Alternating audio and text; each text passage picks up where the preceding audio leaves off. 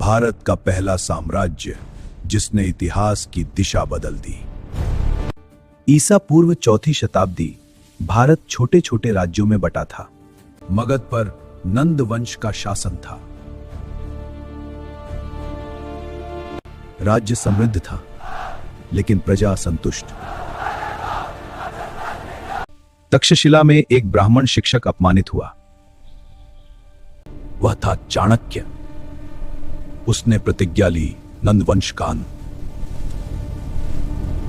और तभी मिला उसे एक युवा योद्धा। नाम था चंद्रगुप्त मौर्य। कठोर प्रशिक्षण शुरू हुआ। रणनीति गुप्त रूप से तैयार हुई है। गुप्तचर जाल पूरे मगध में फैल गया। समय आ चुका था। विद्रोह की ज्वाला भड़क उठी। नंद सेना और मौर्य सेना आमने सामने। युद्ध भीषण था। पाटलिपुत्र के द्वार टूट गए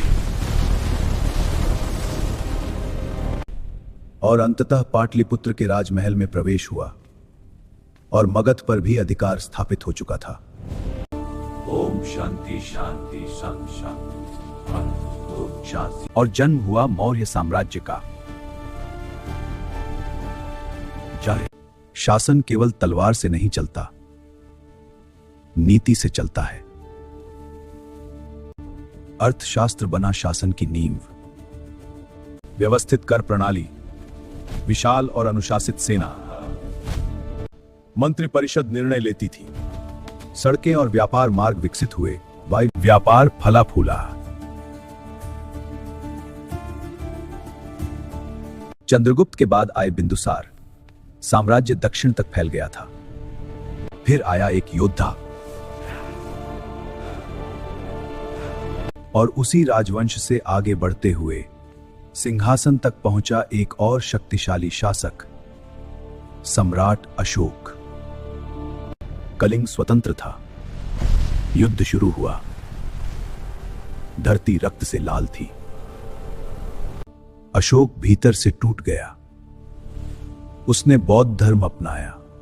धम्म नीति की घोषणा हुई। सारनाथ का सिंह स्तंभ। मौर्य काल स्वर्ण युग बन गया था। वीरता, बुद्धि और करुणा। समय के साथ मौर्य साम्राज्य की शक्ति कमजोर पड़ने लगी। विशाल साम्राज्य अब आंतरिक सिंहासन पर बैठे थे बृहद्रथ मौर्य। लेकिन सेना का नेतृत्व कर रहा था उसका सेनापति पुष्यमित्र शुंग। एक सैन्य प्रदर्शन के दौरान विश्वासघात ने जन्म लिया और उसी क्षण बृहद्रथ की हत्या कर दी गई। और इसके साथ ही मौर्य साम्राज्य का अंत हो गया। लेकिन उसकी विरासत आज भी भारत की आत्मा में जीवित है।